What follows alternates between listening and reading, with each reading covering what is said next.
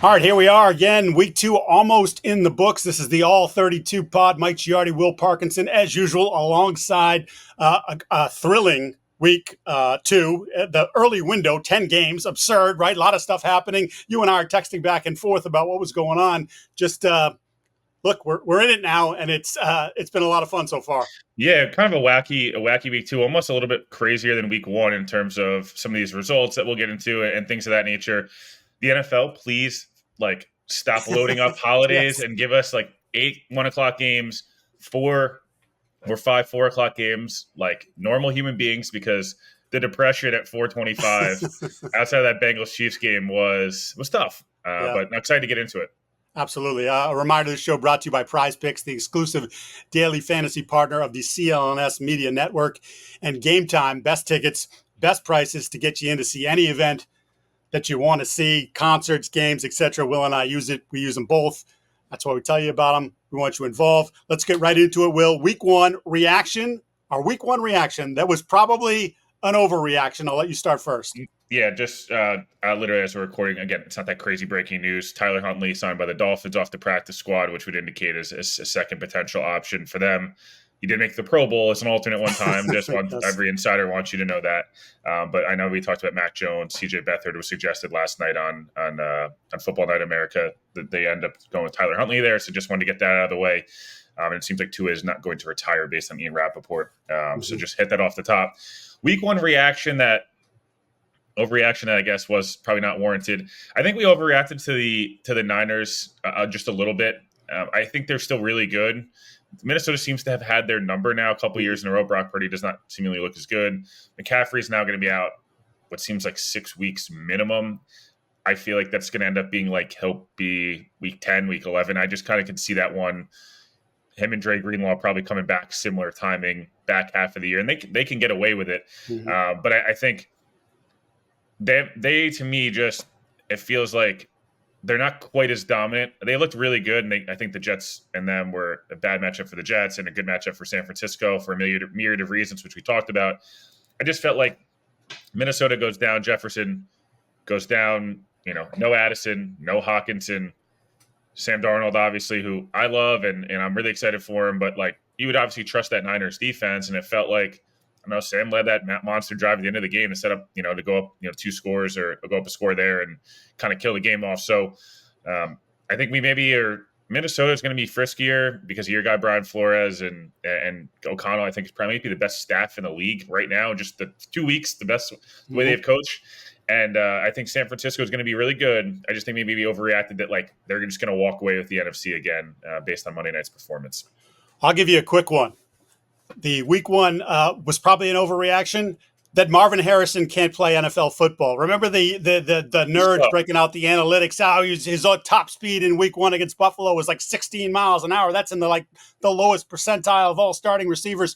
4 catches, 130 yards, 2 touchdowns, both in the first quarter against the Rams. Flexed his muscle. He's never going to be the guy who runs away from you. That's more a Malik Neighbors thing. What he is going to win at the catch point. He's going to win with great route running. He's going to be physical. And, oh, by the way, then when he gets ahead of steam, that's when he really gets going. I thought he was outstanding. I thought the Cardinals, that was a big victory. I know the Rams were beat up, but that was just impressive. So I think Marvin Harrison, we might be getting that bad. My cousin's a diehard Rams fan.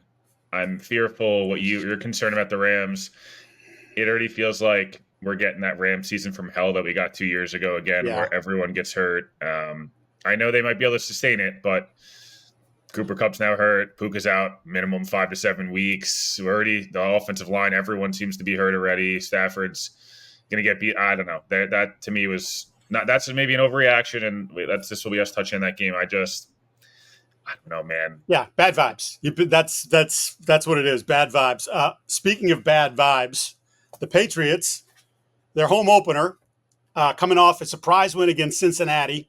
And I think this was a game that before the season started, before I even saw the results against Cincinnati, I said, this is a game that I'm picking them to win. I think that, I said they were going to be 5-12, and this was a game I thought they were going to win.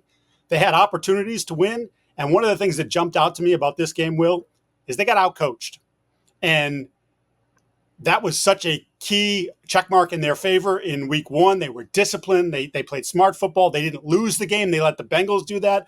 Well, in this game, the 56-yard touchdown to DK Metcalf was a check that the Patriots defense made after Seattle made a check at the line of scrimmage. Max pressure. They're thinking the ball is going to come out quick. Christian Gonzalez sits down. Kyle Duggar doesn't go with DK Metcalf, and DK Metcalf is 10 yards behind the secondary. That's a touchdown. That's a huge play, and that was, again, a coaching point for them, reaction to what they were seeing from Seattle, and they got burned by it. A blitz again in overtime, 3rd and 6. Like, hey, just bow up here, force an incompletion, and make Seattle make a decision. Go for it, around midfield, or punt it and, try to stick us down inside the 10 and see what happens. They blitz again. Geno backs away from the pressure, finds Charbonnet in the flat. Christian Gonzalez, instead of trying to physically run through Charbonnet, which he's probably not going to win that battle, but at that moment, close to the sticks, that's what you got to do. He goes low. Charbonnet gets the extra yard. That's a first down. I thought, by and large, they just could not fool Geno. In fact, you want an overreaction? Geno looked like a top 10 quarterback in that game. I charted 2 bad throws / decisions of the 44 throws that he made in that game. Like, that's elite stuff. Patriots still can't get their wide receivers involved. And while they threw the ball a lot more in the first half, they ended up with 3 catches on 6 targets to their wide receivers for 19 yards. That is on Alex Van Pelt and that offense. And look, there's offensive line issues that I detailed again. I had them down for 15 pressures on 33 dropbacks, which is, again, an absurd number. Last week, I had them at 48%. That, I believe, is 45%. That's not sustainable. You could tell as the second half went on, Jacoby Brissett went from looking down the field to looking at the rush. He still bailed them out a bunch of times, either not taking the sack by, sort of scrambling and throwing the ball away, or even in a couple cases making plays off the scramble. But that's not his game, and that's what they're forced him to do. And then I'll give you another one. Really bad clock management before the end of the half. They had the ball pinned inside their own 20, and they're sort of caught betwixt and between. Like, do we want to try to throw the ball here, or do we want to just run the clock out? And Seattle wisely, and I was critical of them. I'm like, use the timeout here. They're not in any hurry. You're going to get the ball back. Well, they saved their timeouts.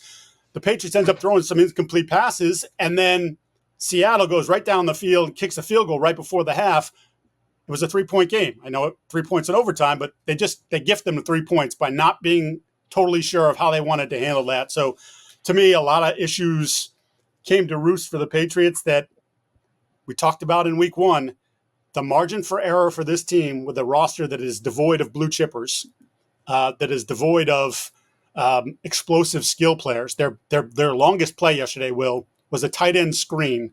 Well, their longest pass play was a tight end screen to Hunter Henry. The ball was thrown 4 yards behind the line of scrimmage. They just caught him in the right call. Henry storms down the sidelines, doesn't have to make any moves. Like, that's the extent of their explosives in the passing game. Like, they are so challenged that if it doesn't go right, if they make one little mistake or 2 mistakes, they're just not good enough to overcome it.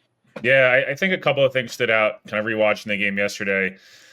They ran the ball great, right? 36 times, 5+ yards a carry. They're going to obviously have to lean on that on Thursday night, but it only can get you so far if you're still going to give up passing plays and big plays. Because, like, they're a team that played from ahead at points yesterday. And, again, I think there's talent on this team, but I don't think there's, like, anywhere near enough talent to make up for it, as you mentioned. And then, look, the reason that I think Patriots fans are obviously excited to see Drake May at some point is that, like, you can kind of open up the offense, and just in terms of, like, the highs and lows you're going to have to live with. Brissett's very much part of the reason why he's a backup, but also part of the reason why I think team coaches love him. He's got a really, really high floor, and we've seen that through 2 weeks. Not going to make the killer mistakes.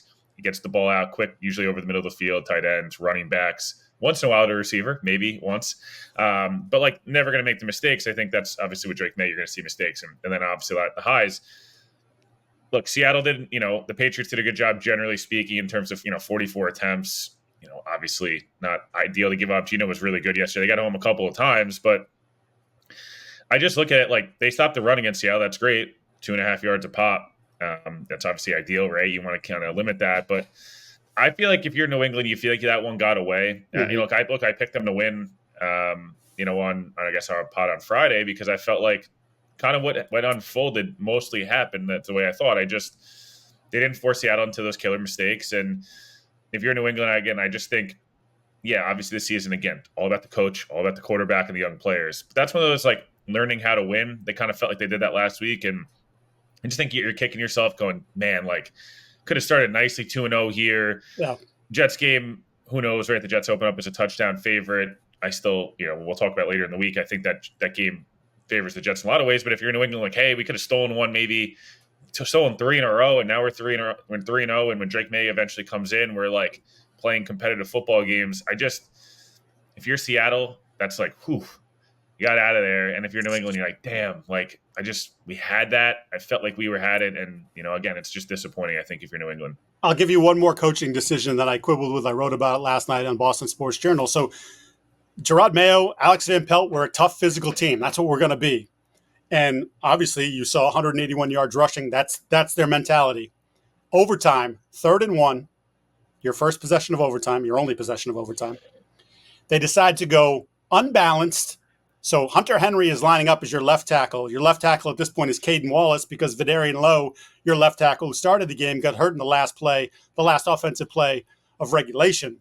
Wallace jumps over to the right side to be the muscle tight end in the unbalanced formation alongside the right tackle, Michael Nwenu. If you're going to be a physical team, why? And look, I understand you're not going to run behind Hunter Henry. You've already told Seattle that's not happening because you don't run behind Hunter Henry. That's not something anybody does. He'll occasionally get run behind just because you can't just run to one side all the time. But so they do this. They get penalized for illegal formation because Wallace doesn't report, because he probably doesn't know that he's supposed to report, because he probably didn't practice this play the entire week. You want to know why he didn't practice the play the entire week? Because Vidarian Lowe was the starter all week, and Chuks Okorafor, who left the team on Saturday and is pondering retirement, he was the backup tackle. He was there all week. And I can't, I'm headed to this. We're taping this Monday morning. I'm headed to the locker room around noon today. Patriots will open it up. I didn't see Caden Wallace after the game. And I want to ask him if he practiced the play because my guess is he probably didn't. My guess is he barely got any reps, if any at all, at left tackle during the course of the week. So instead of just lining up like you line up and say, we're tougher than you and we're going to shove the ball down your throat, you tried to get cute. And not only did you get called for the illegal penalty, you still got stuffed on the run because they said they're not going to the left side. They're coming to the right. Tyrell Dodson shoots the gap, makes a stop. Alex Van Pelt, you don't get to talk to the offensive coordinators after the game. Hopefully we get him at some point this week. I'd like to know what the hell the thinking was there because that play didn't make a lot of sense to me. You punt the ball away. You never get it back. It's all over. All right, on to your Jets. That it was interesting because I'm texting you in the first half as I'm looking at obviously games are going on at the same time. I'm at the Patriots game. You're watching the Jets game. And I'm like, what in the holy hell is happening to the Jets? They figured it out, Will, but it took some time. Yeah, it took some time. So I was just looking through the PFF offensive line stats. Take them for what you will. Tyron Smith, grade out as the second best tackle. ABT rebound game. They gave up 1 pressure and 1 sack. Rodgers has been sacked, I believe, 3 times and pressured like 5 through 2 games. The Jets offensive line has been bottom 2 or 3 in the league for like a decade. So them even having a semblance of a pulse there.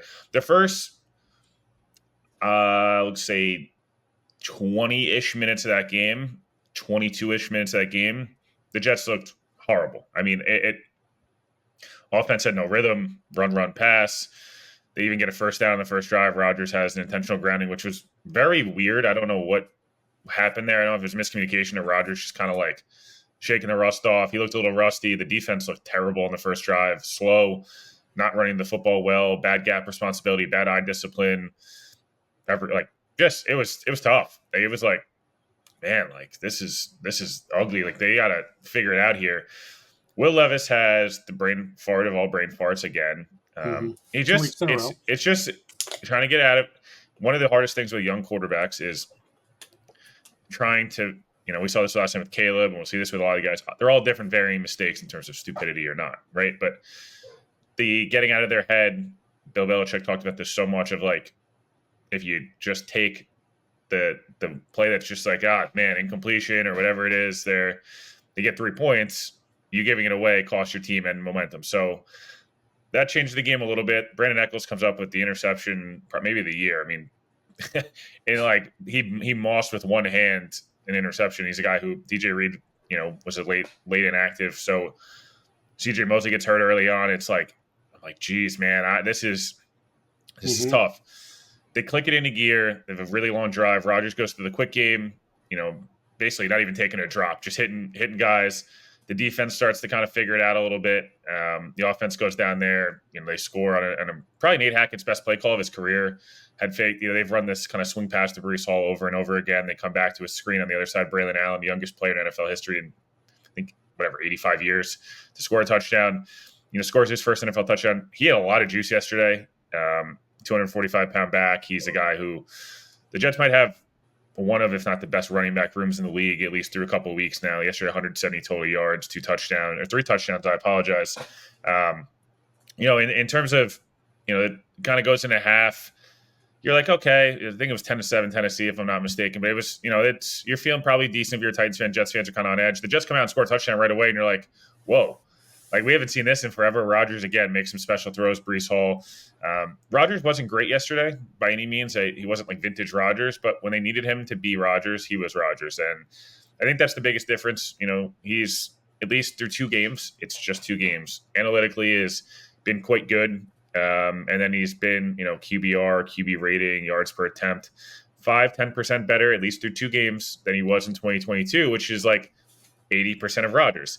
And now the conversation was, can the Jets get 80 to 85% of peak Rodgers? And then he's going to get better as time goes on. The Jets figured it out in the second half. They come up with the stops. Will McDonald, 3 sacks, his best game as a pro by far. The damper, I guess, in this entire game was Jermaine Johnson ends up tearing his Achilles. It seems like the Jets can't have an important win without a guy getting hurt. And, Johnson tears Achilles, was obviously sad to see. He's a talented player, Pro Bowler a year ago. So, overall, I thought it was a hard-fought game. I think Tennessee's better than, as a roster, is much better than I think we all kind of thought going into the year. They played really hard on defense. They've got some talent. Ridley made probably his best play since coming back to football. DeAndre Hopkins had a good game. Sauce Gardner had his worst game of his career by far. CJ Mosley again was hurt. Jermaine hurt. Michael Carter banged up. So Jets get out of there, a touchdown victory. It's their first win on the road as more than 3-point favorites since 2010. One of the craziest stats I've seen. But again, overall, I just felt like Jets had to have this one. Tennessee's probably kicking themselves, feeling like, man, the way we played for 3 quarters against Chicago and the way we played the first quarter and a half against the Jets, we should be 2-0. They'll be feisty this year if Levis can cut out the mistakes. But overall, Jets go to 1-1 and set up a 1-1 versus 1-1 matchup on Thursday night of the 2 teams. Yeah, sneaky big game for the Jets on Thursday night, right? And as you mentioned, some of the injuries, obviously Johnson won't be out there. We'll see about Mosley and Carter. We'll see if Reed can get back in time for Thursday's game, as you mentioned, being a late scratch. But this is a game I'm sure they looked at and said, oh, we're beating the Patriots. And the difference between 2-1 and 1-2, the expectations in New York are huge. So, yeah, don't screw it up. And then meanwhile, the Patriots are coming in going, we just left one on the table that we shouldn't have left, and maybe feel, even though after losing, maybe feel like building you guys confidence. all slept on us, and we might be way better than you thought. So we'll see. That's going to be an interesting one that we'll be all over as the week goes on. Prize Picks is the #1 daily fantasy sports app with over 5 million active members. Prize Picks is the easiest and most exciting way to play daily fantasy sports. Unlike other apps on Prize Picks, it's just you against the numbers. All you do is pick more or less on 2 to 6 player stat projections and watch the winnings roll in. Now, they're doing this thing right now where 1 Caleb Williams passing yard gets you 1 win on Prize Picks every week in September. That's right. Only 1 yard gets you an automatic every football weekend in September. 4 weeks of free W's. Don't miss this deal on Prize Picks because it's gone when September ends. Prize Picks puts their members first, so all withdrawals are fast, safe, and secure. When my picks hit, I can get my money in as quick as 15 minutes, and I'm winning money. And that's a good thing. Download the Prize Picks app today and use code CLNS and get $50 instantly when you play $5. That's code CLNS on Prize Picks to get $50 instantly when you play $5. You don't even need to win to receive the $50 bonus. It's guaranteed. Prize Picks, run your game. Speaking of games and speaking of just unexpected, the Saints go into Dallas and curb stomp the Cowboys. And I have 2 words for you. 1 name, Clint Kubiak, the offensive coordinator from the Kyle Shanahan tree, obviously son of Gary Kubiak, former coach coordinator across the league. He was the passing game coordinator, as I mentioned, for the 49ers last season under Shanahan. And what a job he has done through the first 2 weeks. They have 91 points. This is the second most in the first 2 games by any team since the 1970 AFL-NFL merger. That's stupid because I don't think anybody would have thought a Derek Carr-led offense with, is Alvin Kamara cashed? Alvin Kamara had 4 touchdowns yesterday. Like, they look as explosive as any team in the league. And I find it very interesting. You can light up somebody like Mike Zimmer, who I figured like Zimmer's going to give them problems. Zimmer's been around the league a long time. He'll figure out like, hey, what they did against the Panthers, that's the Panthers. I've got more talent. They were in base personnel. The Cowboys were 50 plays yesterday. 50 plays trying to match the 2 tight ends, the physicality, the play action game that Kubiak has brought to Derek Carr and the Saints. And obviously, by the numbers, they couldn't match it at all. Carr pushing the ball down the field, which again is not something that, well, he did it the 1 year with John Gruden, but it's not something that he's ever really been comfortable. The touchdown to Shaheed, they're playing too deep. And Shaheed just runs by him and he just throws it by him and it's a touchdown. It's like, wait, that was Derek Carr? Like, he doesn't do that. So I just think they're playing with such a level of confidence and a belief in their offensive coordinator right now that really it blew me away what they were able to do against the Cowboys in the Cowboys home opener. Yeah, obviously, if you want to put money on a guy to be a head coach next year, outside of Bill Belichick being the Giants coach, which feels more and more likely by the weeks go on. Clint Kubiak getting a job at some point. Derek Carr, 99.4 QBR, 15 yards an attempt. Obviously special. Kamara, the 3 touchdowns, as you mentioned, they ran it for 5 yards a pop. Shaheed, 4 targets, 4 catches. Chris Olave, 6 targets, 4 catches. Like, Carr was efficient, was awesome. The Cowboys, again, haven't played really well through 2 weeks, and I think some of the questions about them, I thought Zimmer would have, do a really good job with Derek Carr and kind of win that matchup. He obviously did not. Dak, obviously not his best day by any means. I just am a little concerned from a Cowboys perspective from the idea that, like, I think all going into the year, there was a lot of distractions, and they go into Cleveland. They just were a better football team than Cleveland, and if obviously the quarterback play and stuff like that. This was a bit concerning. The Cowboys usually have 1 or 2 of these a year. They had this game last year in Buffalo. I just didn't think we'd see it already. I thought this would be a game we see down the line, and the Cowboys are 11-2, and they're kind of December football. We know how they get tight a little bit there, but yeah, the Cowboys didn't run the ball well at all. 21 attempts, 3 yards a pop. CeeDee Lamb, with CeeDee Lamb and Tolbert had some moments, but not a lot. From a defensive perspective, not a lot. Like, I just Parsons was pretty much did nothing. So I don't know how real New Orleans is or is not. I don't want to put a damper on them. It's 2 weeks. They're riding hot right now. There is no question. If they sustain this over a 4 or 5 week stretch, and Derek Carr, election year Derek Carr is a beast. His best 2 career years and have gotten him paid twice. 2016, 2020. It is really weird. I look at the stats. It's literally election year Derek Carr is special.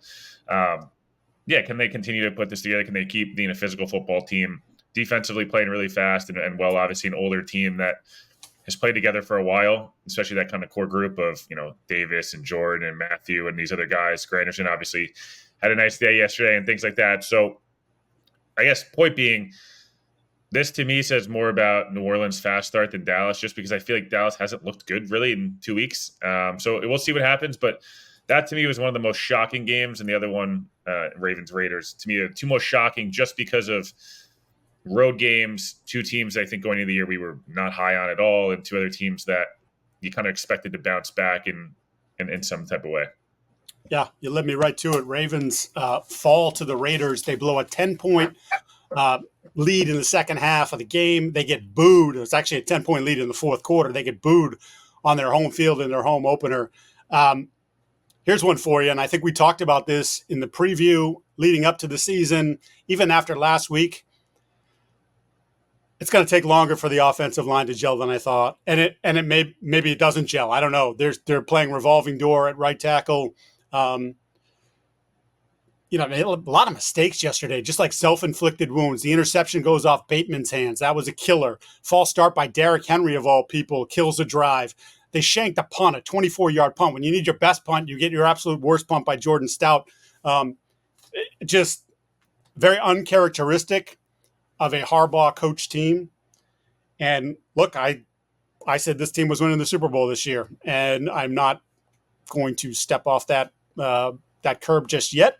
But early signs, not very good. They need to find a little bit more of an identity. I think the interesting thing to me too here is, and we talked about it after the last week, is the Derrick Henry usage. And he got going a bit in the second half. You saw some of the old Derrick Henry stiff arm, shoving guys to the ground, had a touchdown. But their offense feels a little too static and a lot less explosive when he's on the football field for them. And they kind of should have known that coming into this, I feel like. Maybe like, hey, this is how we're going to have to play. If he's here, he's not going to bend to us. We're going to have to bend to him. And to this point, it's not been great. Yeah. Would you rather have J.K. Dobbins for $2 million a year or Derrick Henry? Yeah. I guess obviously when J.K. Dobbins has injury history, I get it. I'm not saying that the move's a bad move or anything. I just sometimes styles don't fit. And like I'm a bit concerned that, like, I don't know, maybe couple years ago, the Ravens with Derrick Henry would have been a different team, the way they were just like so run first. I mean, look, they threw it 34 times yesterday. Mark Andrews not being quite as involved through 2 weeks as I expected. I don't know that Flowers at 11 targets, Andrews at 5 is their best way for like to get the best out of Lamar. I don't know that Andrews is moving all that well. He's not. I don't know. Something's not right. So I don't know if it's injury related. I don't know if it's a lot of the injuries building up over the last couple of years. Look, Isaiah likely 3 targets after the game he had against Kansas City. Felt weird.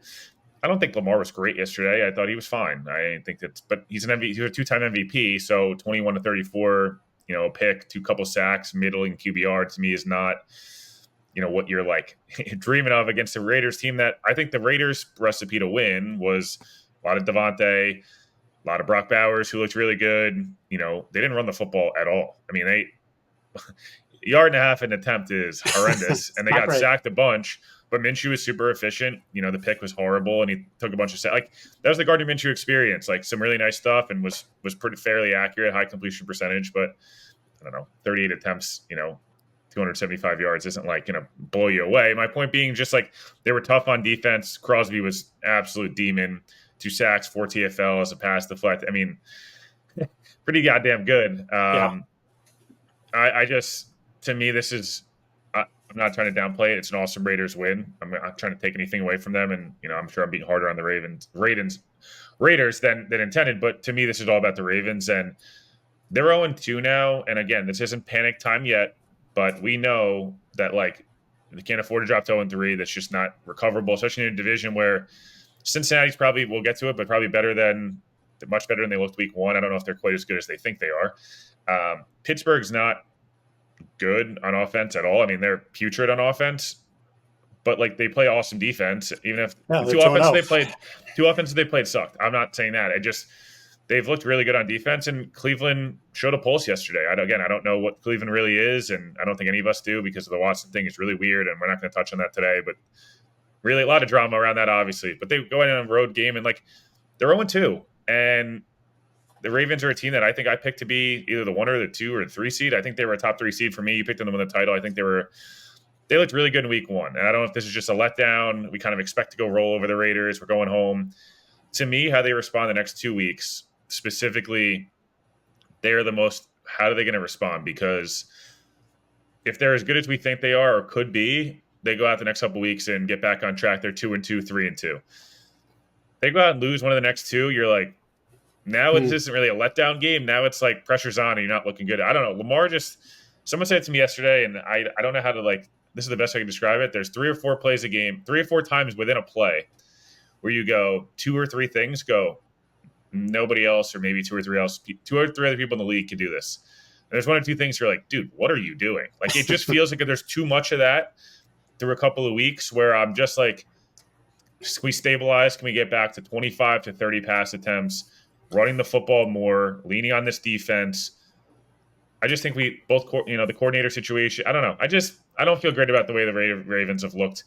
Maybe it's just a letdown game, but got to get it corrected quickly. And they go to Dallas, then they have Buffalo and Cincinnati. Like this isn't Right. They got to get 2 of those 3, I think, to give themselves a shot here. What you say about Lamar, it's the gift and the curse, right? When you Yep. can do those sorts of things that you're blessed with that no one else is. But there are times where you want to do it because you can do it, but you shouldn't do it in those Yep. instances. How about the Buccaneers going into Detroit? Detroit with the, I think we said it was the game of the week last week, week 1. Win 20-16. That was a rematch of their divisional round game, which to the Bucs' credit in that game, they gave the Lions all they could handle before losing 31-23. The thing that stood out to me, well, there are several things that stood out to me about this one, but the Buccaneers, that bend but don't break defense, the Todd Bowles, they gave up 463 yards in the game, didn't have a single sack of Jared Goff. You figure, like, that's it. You're not winning that football game.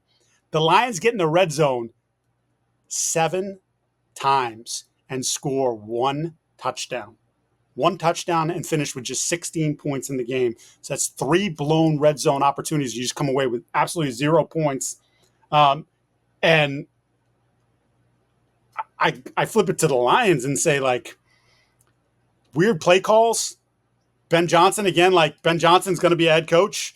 Ben Johnson could have been a head coach last year if he wanted to be. Kind of got, much like I felt like the Patriots did, got a little cute at times. Some strange play calls.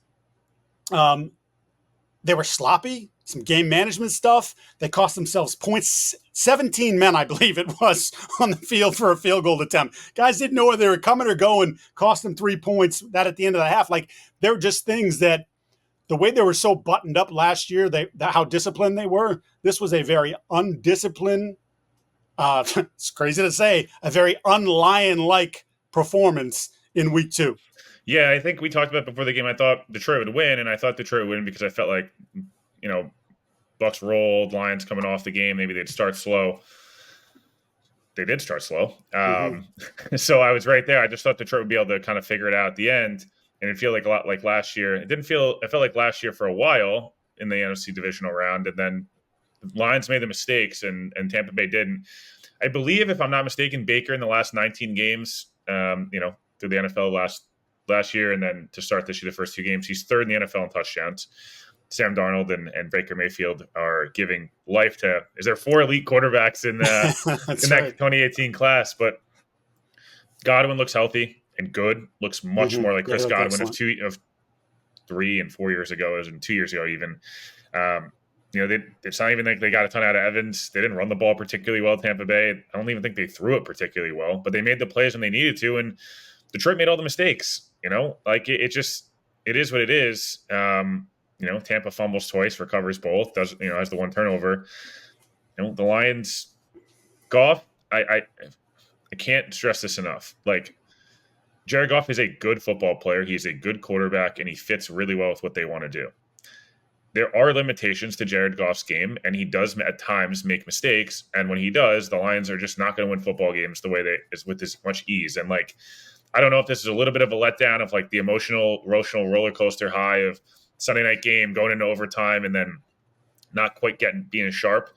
I think they'll be fine long term. Like, I'm not worried about Detroit. I think Tampa Bay and New Orleans being really strong to start the year just does make you think, like, hey, we talked a lot about it. It's like, Atlanta's not quite as good. I think me and you both said, like, Tampa Bay probably is an 8 or 9 win team. We just weren't sure what they were.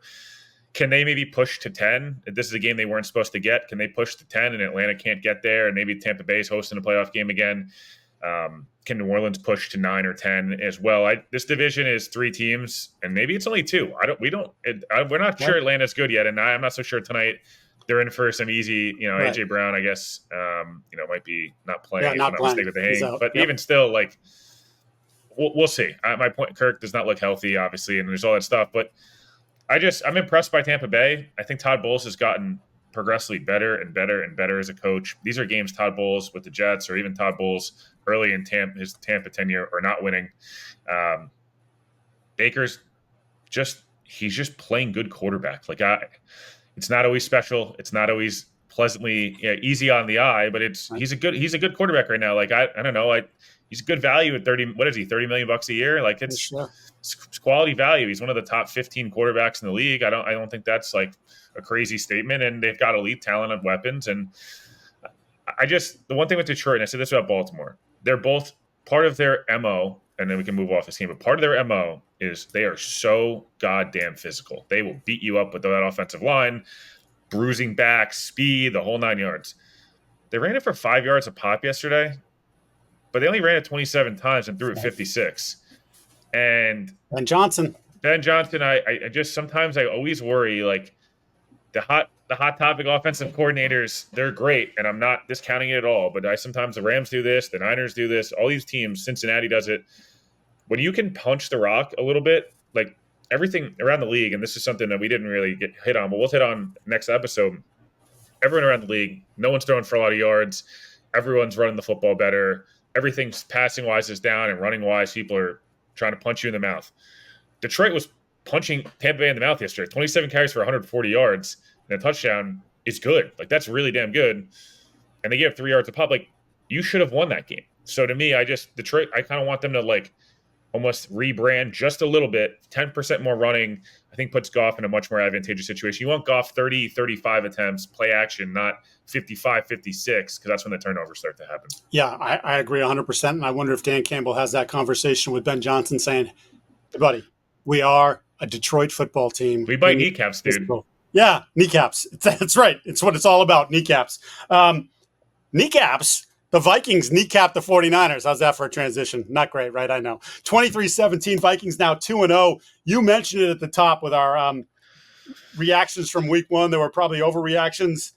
But I think Kevin O'Connell and Brian Flores are doing the very best job in the National Football League right now, because I looked at that team and said, this is a year they're taking the step back. Cousins is gone. They were trying to make the transition to J.J. McCarthy. They bring in Darnold as the veteran stopgap insurance.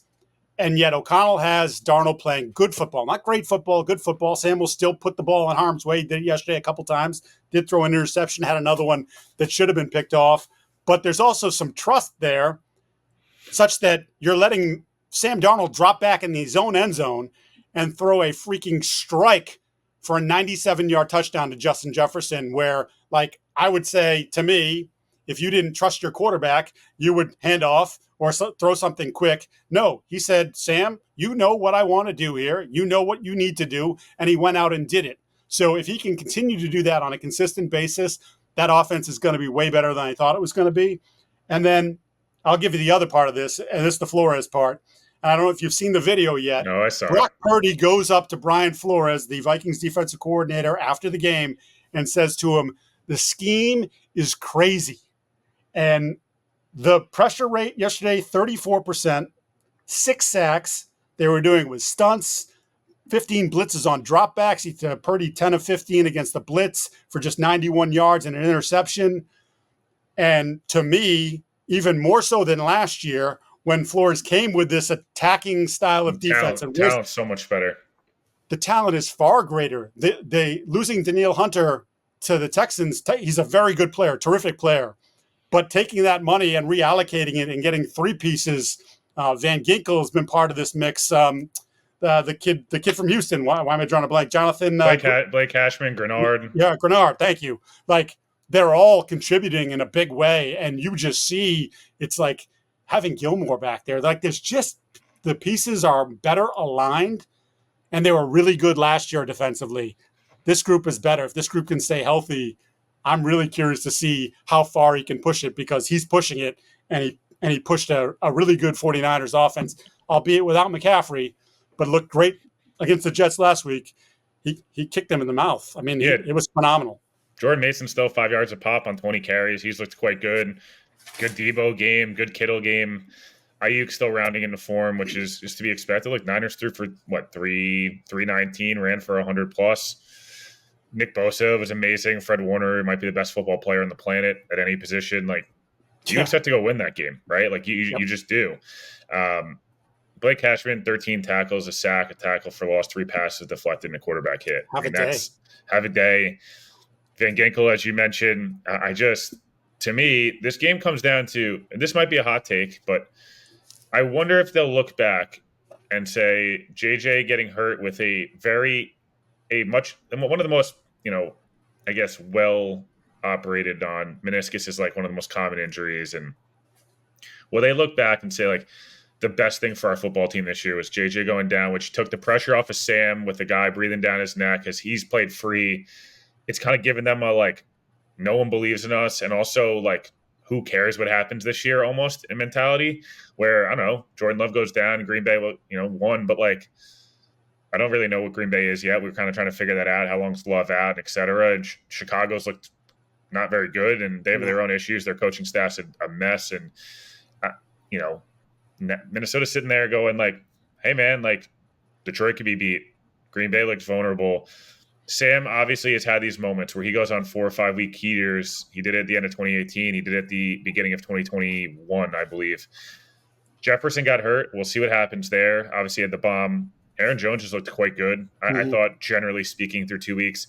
But Darnold's 300 total yards, 2 touchdowns, 60-plus QBR. I think he's like 5th in the league in passing yards through 2 weeks, completing 72% of his passes, which one of the biggest things with Sam was always like a lot of 18 for 34, 210, a touchdown, no picks, or a touchdown and a pick, putting the ball in the end zone. I think the biggest thing for me was coming off this game was we know Minnesota's played San Francisco well. Flores ran one play, ran Tampa 2, and he had 8 guys in the box as the play is getting snapped. And Purdy had no idea what was going on, and I don't blame him. I don't think any quarterback would have had any idea what was going on. If they're going to get this well-coached defensively, again, the talent is far better than it was a year ago. If they're going to get O'Connell to coach pretty similar to what he's been coaching offensively, putting Darnold in good situations, using his legs, using his arm, taking deep shots and different things like that. They host Houston, who I think is really good. They pressured Caleb on 37 to 38 dropbacks, which is absolutely insane. That says more to me about the Bears than the Texans. But they got a 4-game stretch here, 5 games, where it's going to get really difficult. Houston, Green Bay, Jets, Lions, Rams. Can you split? Can you go 2-3 and start the season 4-3 and go, hey, man, then we go Jacksonville, Tennessee, Chicago. Can we go 2-1 there? All of a sudden, you're 6-4. My point being, like, just keep putting Sam in good situations and keep getting your defense to kind of be able to fly around. And I don't know if they'll make the playoffs. I don't know if they'll win 9 games, they'll win 8, they'll win 6. Who knows? But I think I said very adamantly, like, I think they will be very competitive, and there's a lot of talent on this roster. Do they get Jefferson and Addison back and Hawkinson in week 6? And all of a sudden it's like, hey, man, can they win 9 games and be that 7 seed? Like, that's where you want to be, because then next year you're getting J.J. McCarthy, or I don't know, maybe Sam Darnold has the Geno resurrection and he's there. Do you kind of go into next year going, we won 8 games in a year where like everything bad seemed to happen to us? Now, can we go win 10 games and spend a little bit more money? Can we do all these different things? I think they should feel quite good, if you're a Vikings fan right now. Yeah, I would agree completely. There's a bunch of other games we talked about maybe getting to, but I think we settled on the last one. We'll hit it quick. Is the Chiefs outlasting the Bengals 26-25. Harrison Butker, the buzzer-beating kick. A lot of consternation about the late defensive pass interference. It was obviously called, just for whatever reason the flag came out a little bit late, which of course only feeds the thought that maybe the Chiefs, a lot of people have panic about the Chiefs and the referees and the Chiefs and all those sorts of things. But I would say for me, I'm taking heart in what the Bengals did in this game, because that was more like the Bengals I expected coming into the year, a Bengals team that I said was going to make the playoffs. I thought Burrow looked a hell of a lot better. And this time, again, without T. Higgins, second straight week, no T. Higgins, but 2 touchdowns, threw for 256, didn't throw an interception, wasn't afraid to push the ball as he was last week. And again, I mentioned the Patriots were kind of complicit in that. They didn't really want him and try to allow him to do that. And they also it was the old school Lou Anarumo defense. They were in Pat Mahomes' kitchen. He threw for 151 yards. He turned the ball over twice, two interceptions. Trey Hendrickson is absolutely an awesome football player. I put him in my top 10 favorite players to watch in the league. I think he's one of the most underrated players in the league. And I don't know how you can be underrated when you're double-digit sack guy every single year, but he is. He damn near won them the game on defense, just the way that he played. So if I'm Cincinnati, I'm disappointed to be 0-2 again, but as Jamar Chase said, a little bit, as we know, he said that they're the best team in the AFC, but he said, I think we'll see him again, and I wouldn't be surprised if the Bengals saw the Chiefs again in January. Yeah, I mean, they've got Washington and Carolina coming up before a big matchup with the Ravens, and then I see the Giants, like, they're at worst going to be 3-3. I think they probably feel like they're going to be 4-2 the way Baltimore's playing. I need Jamar Chase to the post game, the press conference stuff and the pressers. Like, I'm not Yeah. asking for you to give detailed answers after a tough loss. I get it, man. Like, it sucks. Yep. They're acting like a dick when, no offense, you had 4 catches, you held out the whole summer.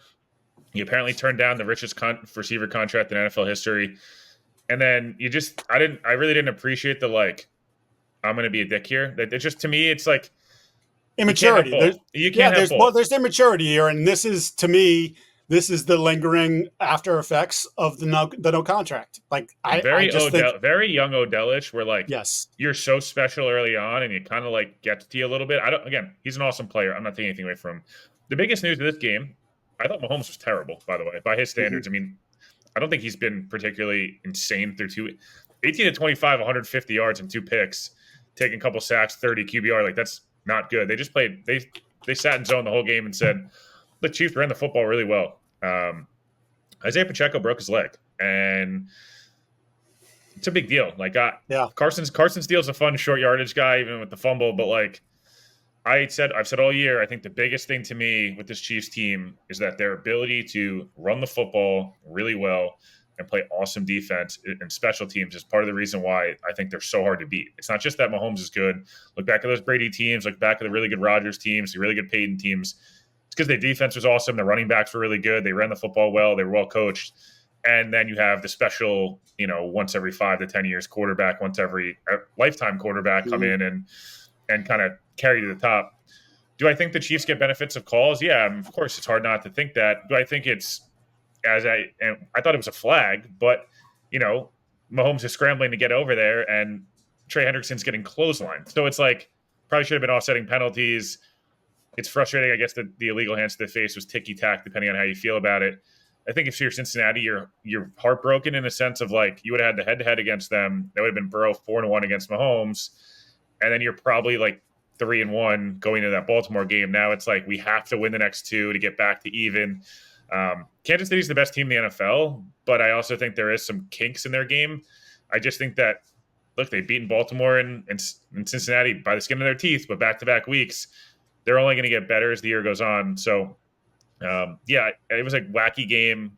I don't think you'll see Mahomes play quite that badly the rest of the year. It just, I guess the biggest positive, as I mentioned, you mentioned it at the top, Burrow looked like Joe Burrow, and they needed that because he looked pretty brutal against New England. So big game, big game.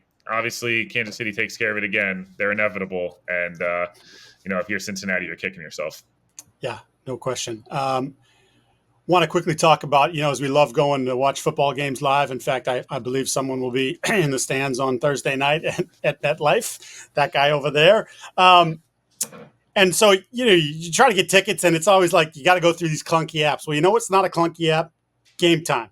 They have a new feature called Game Time Picks that makes getting tickets to see your favorite teams play live even easier. It filters out the fluff to show you the incredible deals on great seats, so you don't have to waste time searching through thousands of tickets, resetting search things. It's a whole thing. I use them. I love them. They make it easier to save more on sports, concerts, comedy, theater, etc. All in pricing. You can toggle the feature to show the total up front with no surprise fees at checkout. You can get a panoramic view from your seat in the app before you buy, so you know exactly what you're going to be looking at, aside from the people that are going to be in front of you. Maybe there's a 6'9" guy in front of you. You can't plan that. They can't do that for you, but they can pretty much do everything else for you. So take the guesswork out of buying tickets with Game Time. Download the Game Time app, create an account, and use code CLNS for $20 off your first purchase. Terms apply. Again, create an account and redeem code CLNS for $20 off. Download Game Time today. What time is it? It's game time. And that is going to put a wrap on the All 32 pod. We're going to come back to you, I believe, prior to Patriots and Jets. We're still working out some of the details on that because this is a condensed week for all of us. There's a lot of things going on. In fact, I'm running out the door now because the Patriots have an open locker room on Monday earlier because, as they were telling us last night, by the time the game is over, it's already Wednesday on their calendar. Today is Thursday. They got to get ready. Both teams do. So we'll get an update from Patriots that you can read on Boston Sports Journal. A reminder, Will have you covered on the Jet side with all his different shout out a couple of your pods, Will. Yeah, TOJ pod and Badlands. I'll have an episode out today, Tuesday, Thursday, Friday. It's disaster. Yeah, this week really stresses the communication, stresses everything, quite frankly. Reminder to subscribe, like, leave reviews, tell your friends. We appreciate you getting involved. Again, we'll see you later in the week. It's the All 32 Pod. It is caught! Touchdown! The New England Patriots